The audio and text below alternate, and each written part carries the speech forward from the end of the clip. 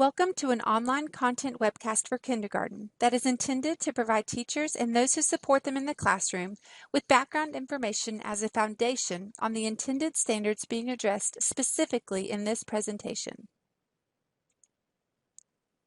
This will focus on several kindergarten standards beginning with two of the fall holidays, specifically Columbus Day and Thanksgiving Day. Notice the verbs identify and describe in this standard. Teachers will be able to observe students' understandings of these standards as they are encouraged to orally communicate as they analyze and investigate the use of primary source images from the time period that each holiday was established. Identify these two national holidays and describing the people and/or events surrounding them also ties in nicely with geographic understandings by explaining the customs and celebrations of families and communities on these holidays. This standard relates to the culture of groups of people and in showing students how people think and feel about the importance of these holidays.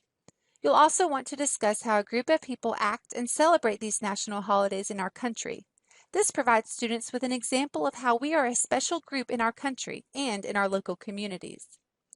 Teachers will need to continue to discuss and model for students throughout this study how the specific holidays are celebrated as a special event on the designated days in October and again in November. A learning target for students in this standard is I Can Tell About Columbus Day. This holiday is celebrated every year on the second Monday in October in the United States of America. Now for some background knowledge about this holiday. Columbus Day is a celebration of Christopher Columbus landing in the New World on October 12, 1492. Although it was celebrated unofficially as early as the 1700s, it didn't become a federal holiday until President Franklin D. Roosevelt proclaimed it as one in 1937. For years, it was celebrated on October 12th. However, it was changed to the second Monday in October in 1971. In many parts of our country, it has evolved into a celebration of Italian-American heritage. The primary source on the left shows a photograph of a painting of Christopher Columbus. The photo on the right shows a photograph taken during a Columbus Day parade in New York City. Teachers can pose questions such as, why are the people in the parade not holding the American flag? What flag could they be holding? Have students share ways they celebrate Columbus Day. This slide shows a few possible read-alouds for kindergarten about Columbus Day. The first two books are very much grade level appropriate. Your students will be able to follow along and even read some of the information independently. The last book shown, Who Was Christopher Columbus, will need to be read in smaller chunks to the class. Some of this book will go too in-depth for what is necessary for our kindergarten standards.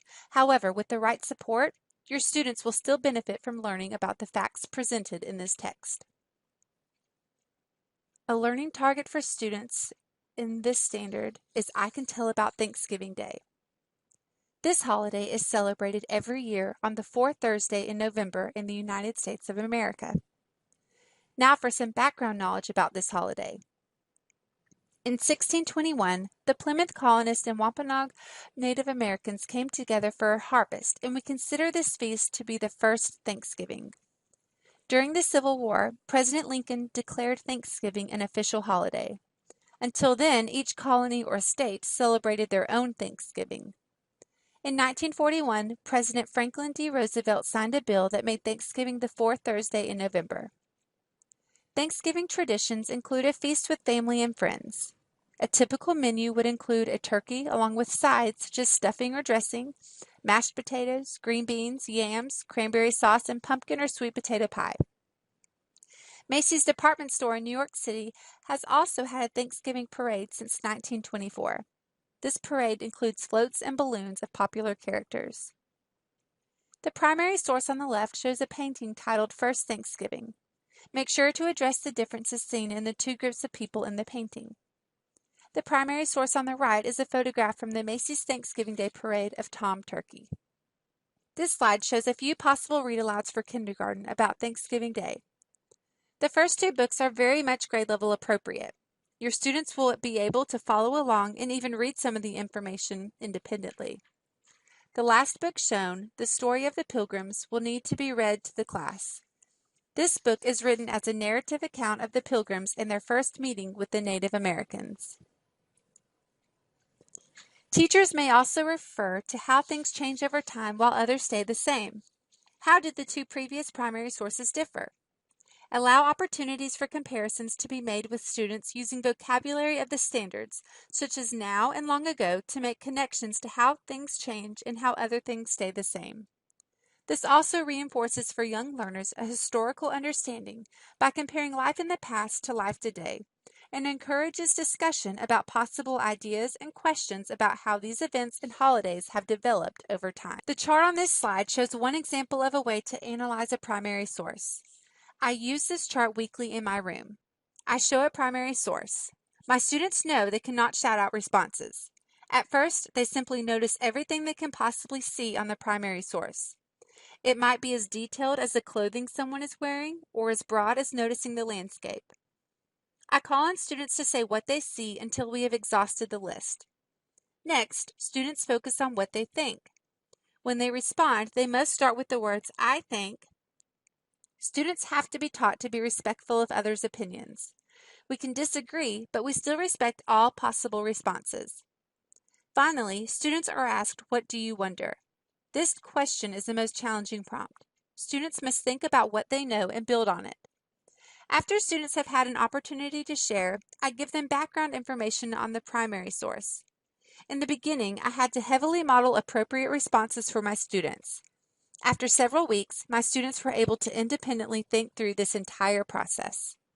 Within standard SSKH2, we will focus specifically on the bald eagle. Please pay close attention to what the standard is asking students to do. SSKH2 says, identify the following American symbols. The verb identify is used here. One of our national symbols is the bald eagle. The bald eagle has a distinctive white feathered head and brown feathers on the body. They have a wingspan of up to 7 feet and can live for up to 35 years in the wild. The bald eagle became our national symbol in 1782, when the bird became part of our Great Seal for our country. Although the bald eagle is an American symbol, the bald eagle has faced near extinction. It wasn't until 1940 that Congress passed the Bald Eagle Protection Act, which made it illegal to own, kill, or sell this majestic bird. Due to these efforts, the bald eagle has been completely removed from the endangered or even threatened list. Show several images of a bald eagle to your students. Have students come up with their own explanation as to why this bird became a national symbol. What physical attributes makes this bird majestic? This slide shows a few possible read-alouds for kindergarten about the bald eagle. Use the first 3 books when introducing the bald eagle. The last book, Is a Bald Eagle Really Bald?, goes into more depth and would be appropriate after they have already learned basic information about the bald eagle. Another standard that we will cover is in the domain of civics and government, where students will describe the positive character traits of good citizens as showing patriotism, respect, and pride. We can relate this to the national holidays covered previously in this presentation. Notice the vocabulary of the verb describe, so in teaching this standard, be sure to model discussions for students in order to provide examples of positive character traits throughout this holiday study. Looking at the standard again, be sure that students are engaged in conversations to encourage them to describe the character traits of good citizens and make connections from Columbus Day celebrations to that of Thanksgiving Day. Good citizens show patriotism by respecting the flag of the United States. Most schools begin the day with the Pledge of Allegiance and National Anthem. Teachers model how to pledge the flag and show respect and pride in our country by saluting and pledging. Students show respect and pride when saluting and saying the pledge. Also, be sure to allow for and be aware of any cultural diversity and difference in beliefs in your building, as some families or students may not believe in saying the Pledge of Allegiance or participate in singing the national anthem. When teaching the character traits, primary sources and read-alouds can help make this abstract concept more concrete for our students. I would begin with a simple definition of the word patriotic. Once we break down the definition, I show my students primary sources and have my students tell me how the photograph or other primary source is an example of the word patriotic or patriotism. Your students will use the definition and the primary source to come to a good understanding of what the term means. You want them to associate the trait patriotic to our country. How can we show that we are patriotic? Why is it important to be patriotic? Why are people, especially those in our military, willing to make such sacrifices for our country? These questions will help deepen the level of understanding your students have about the character trait itself. The character trait respectful can be taught by beginning with a simple definition, like one that is listed on this slide. Respect may be easier for your students to understand than the word patriotic. We show respect throughout our school day. After some discussion on the word itself, I would also share a couple of read-alouds about the word respect, followed by primary sources that demonstrate this word. Look at the primary source on this page. Ask your students how this photograph demonstrates respect. How can our actions show that we are being respectful when doing certain tasks, such as saying the Pledge of Allegiance or handling our flag? Begin by making sure your students have a clear understanding of how we respect each other in school, and then you can transfer this understanding to how we show respect as a citizen of our country. The final character trait included in this session is pride. Ask students to tell you something they are proud of. It might be a favorite toy or something they made for a parent. Why are they proud of that object? Did they work hard to make it or save up money to buy it? After some initial discussion, I would talk about a simple definition of pride and relate it to the object they are most proud of. After students are able to understand pride in their own lives, relate this to pride in our country. The book listed on this page does a great job of teaching about why we should take pride in our country. It is an alphabet book which is perfect for kindergarten.